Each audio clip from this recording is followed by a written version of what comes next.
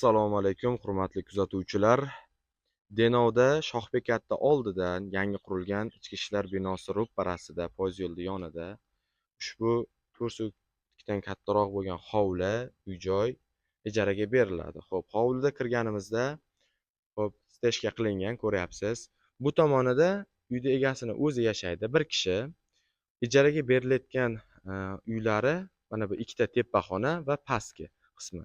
Bu yerda oshxonasi bor, naryoqda dushi, sanuzellari bor. Mana bu yerda sovuq suvi chiqadi, bu yoqda issiq suvlari chiqadi. Xo'p, xonadonga kirganimizda mana hovlida ijara berilayotgan birinchi qavati. Uy bo'm-bo'sh, lekin bo'm-bo'sh holda beriladi. Agar gilam qilib bersin desa, gilam ham qilib beriladi. Xo'p, isitishda bu pechka orqali isitiladi. Yarmiga gilam bor, yarmiga yo'q hozircha. Pastki qavati. Bu remont qilingan, toza. Yaqinda remont qilindi, endi quryapti. Xo'p. Tepa qismida zinadan chiqqanimizda ikkita xona. To'g'ridagi xonamizda bu yerda non taxta bor, pechkasi, gilamlari bor.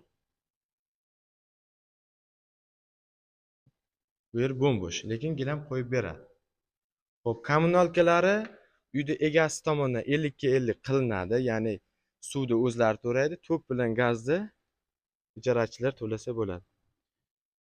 Uzoq muddat turadigan oilalar uchun yoki studentlar, arzon uy so'raganlar uchun juda qulay lokatsiya.